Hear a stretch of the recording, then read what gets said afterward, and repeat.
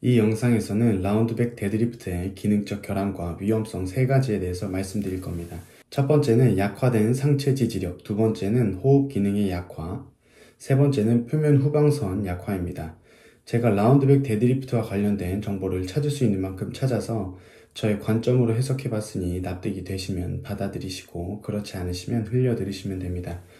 저는 고등학생 때 처음으로 웨이트 트레이닝을 접했고 2019년부터 파워리프팅의 개념을 잡고 3대 운동의 중량을 올리기 위해서 다분히 노력했었습니다. 2019년에 저는 스모 데드리프트를 했었고 라운드백 형태의 데드리프트를 했었습니다.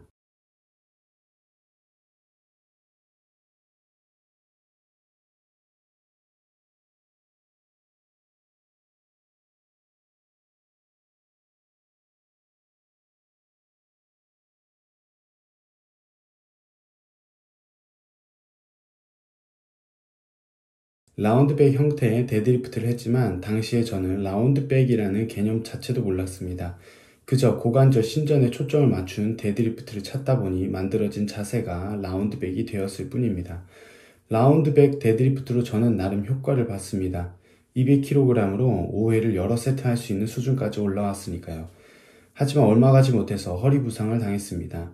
부상을 당한 영상도 있습니다. 영상이 혐오스럽지는 않지만 보기 싫으신 분은 영상을 넘기시면 되겠습니다. 이제 부상 당한 영상 보고 오시겠습니다.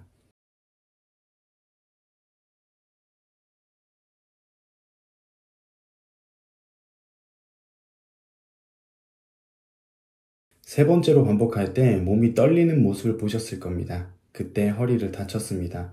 여러 가지 다친 이유가 있겠지만 가장 큰 이유로 광배근이 잘못된 방향으로 근수축했기 때문이라고 저는 생각합니다. 다른 영상에서 광배근의 특성에 대해서 이미 말씀드렸지만 못 들으신 분들이 계실 테니 다시 한번 말씀드리겠습니다. 광배근은 어깨가 움직일 때도 근수축을 하지만 허리를 펴는 기능도 갖고 있습니다. 광배근은 흉요근막에 부착될 뿐만 아니라 골반, 천골, 척추 뒷면에 부착되어 있기 때문에 허리를 펴는 근육의 특성도 갖게 되는 것입니다.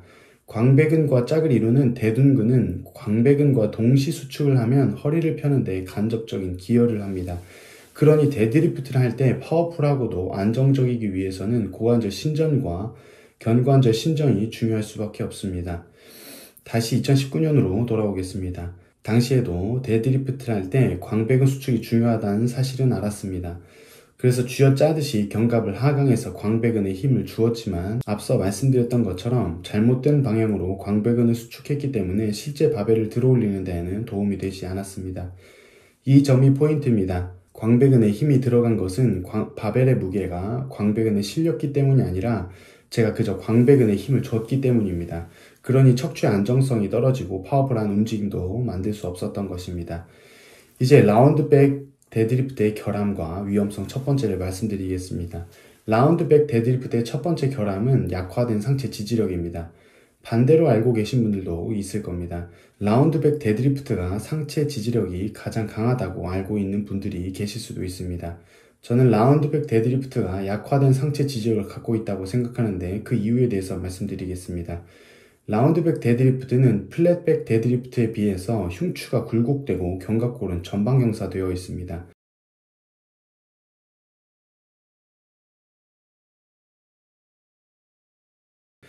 견갑골의 전방경사와 후방경사에 대해서 모르시는 분들은 저의 첫 번째 데드리프트 영상을 보고 오시면 이해가 되실 겁니다. 댓글에 링크를 남겨놓겠습니다. 이 영상에서는 견갑골의 전후방경사에 대한 설명은 하지 않고 넘어가도록 하겠습니다. 흉추가 굴곡되고 견갑골이 전방경사되면 상체 지지력은 약화됩니다. 그 이유는 바벨의 위치 때문입니다. 저희는 데드리프트를 할 때 바벨을 다리 뒤에서 잡지 않고 다리 앞에서 잡습니다. 바벨을 다리 앞에서 잡게 되면 중력에 의해서 바벨은 흉추를 굴곡시키는 힘과 견갑골을 전방경사시키는 힘을 발생시킵니다. 따라서 데드리프트를 할 때 상체 지지력이 강화되기 위해서는 바벨이 몸을 잡아당기는 방향의 반대 방향인 흉추를 신전시키고 견갑골을 후방경사시켜야 합니다.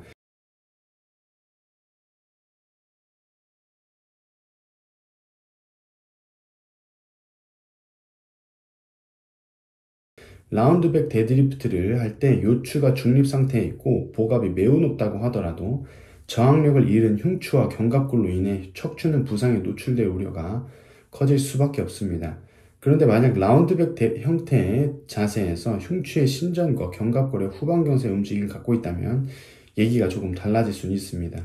이 경우에는 지금까지 설명한 것과는 달리 상체 지지력이 높아질 수 있습니다. 하지만 그렇다고 하더라도 플랫백이 갖는 상체 지지력보다는 약할 수밖에 없습니다. 이유는 근육이 늘어난 상태에서 힘을 주는 것은 근육이 줄어든 상태에서 힘을 주는 것보다 약하기 때문입니다. 따라서 라운드백 형태의 자세에서 흉추의 신전과 견갑골의 후방경사 움직임을 갖고 있다고 하더라도 플랫백 데드리프트에 비해서 상체 지지력은 약할 수밖에 없고 그에 따라서 부상에 노출될 우려가 클 것으로 생각합니다. 라운드백 데드리프트의 결함과 위험성 두 번째는 호흡 기능의 약화입니다. 지금 소개드릴 내용은 영문 출판사의 호흡 양상 장애의 인지 및 치료를 참고한 내용입니다. 네, 이 책입니다. 이 책을 참고했습니다. 호흡과 움직임에는 긴밀한 연관이 있습니다. 따라서 부적절한 움직임은 호흡의 기능을 약화시킬 수 있습니다. 반대의 경우도 마찬가지입니다. 부적절한 호흡은 움직임의 기능을 약화시킬 수 있습니다. 이제부터 그 이유에 대해서 말씀드리도록 하겠습니다. 흉곽의 운동 기능은 호흡과 자세 안정화 기능에 중요한 역할을 합니다. 흉곽의 구성 요소로는 흉추, 흉골, 늑골입니다. 그래서 호흡과 자세 안정화 기능의 질을 평가할 때 척추의 움직임과 늑골 척추관절의 움직임을 봅니다. 흉곽의 운동 기능뿐만 아니라 정렬 상태 또한 중요합니다. 이상적인 흉곽의 정렬을 위해서는 골반의 위치와 수평을 이루어야 합니다. 골반의 과도한 전방경사나 후방경사를 주의할 필요가 있습니다. 이유는 골반의 과도한 전방경사나 후방경사는 흉곽과 수평을 이룰 수 없기 때문입니다. 수평을 이룬 골반과 흉곽은 정상적인 호흡과 자세 안정화를 만들 수 있습니다. 개개인에 따라서 다양하게 나타날 수는 있으나 호흡과 자세 안정화가 보조 근육의 과도한 개입 없이 일어나는 자세에서 흉추는 신전되어 있습니다. 흉추가 똑바로 서 있을 때 흉곽은 골반과 평행을 이루게 됩니다. 이러한 정렬 상태가 횡격막의 중심건이 골반저근에 대해서 피스톤처럼 꼬리 방향으로 움직이게 해줍니다. 횡격막은 흡기 시에 아래로 하강하며 편평해집니다. 횡격막이 편평해짐과 연관된 정상 흡기 또한 흉근, 사각근, 흉쇄 유돌근, 모든 복부 근육, 요방형근, 척추 신전근, 고관절 외회전근은 신장성 수축을 통해서 가슴, 복부, 골반에서 확장이 이루어집니다. 그리고 지금까지 나열한 근육들은 신장성 수축에 의해 근육의 흥분성을 증가시킵니다. 흥분성이 증가된 근육들은 결국 큰 힘을 낼 수 있게 되고 특정 근육의 과부하나 척추성 통증 증후군의 발병 예방에 필수적입니다. 지금까지 내용을 잠깐 정리하면서 중요한 점을 말씀드리겠습니다. 정상적인 호흡과 자세 안정화를 위해서는 흉추 신전만으로는 안 된다. 골반의 정렬과 병행되어야 한다.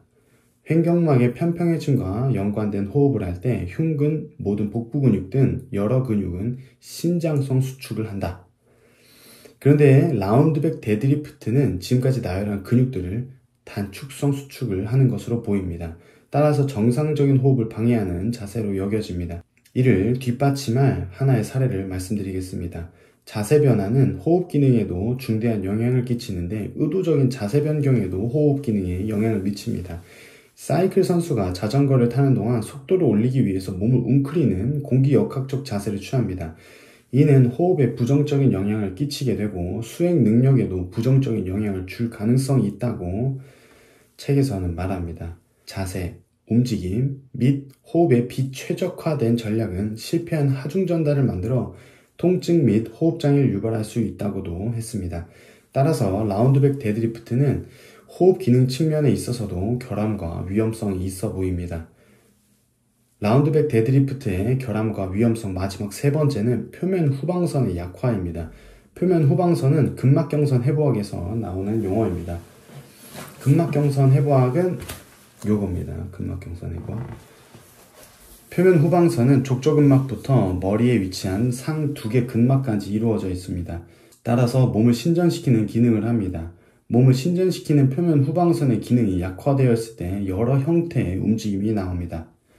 족배굴곡 제한, 무릎 과신전, 골반 전방경사, 상부경추 과신전 등이 일어납니다. 그리고 흉추 굴곡으로 인한 신전근 확대가 일어납니다. 이 점이 포인트죠. 표면 후방선의 기능 약화로 인한 움직임 중 하나가 흉추 굴곡인 것을 보아 라운드백 데드리프트는 근막경선 해부학적 관점으로서도 결함이 있어 보입니다.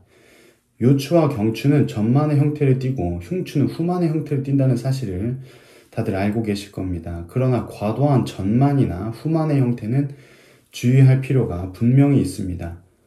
흉추가 후만의 형태를 띈다고 해서 데드리프트를 할 때 등이 굽는 것을 너무 가볍게 여기는 것은 위험하다고 생각합니다. 제가 준비한 라운드백 데드리프트의 기능적 결함과 위험성은 여기까지입니다. 라운드백 데드리프트는 고중량을 다루기 위해 고안된 동작으로 여겨집니다. 그 외에 다른 형태의 데드리프트와 비교해서 메리트가 있어 보이지는 않습니다. 지금까지 말씀드린 내용을 참고하셔서 어떤 형태의 데드리프트를 하시든지 안전하게 운동하시기를 바라겠습니다. 시청해주셔서 감사합니다.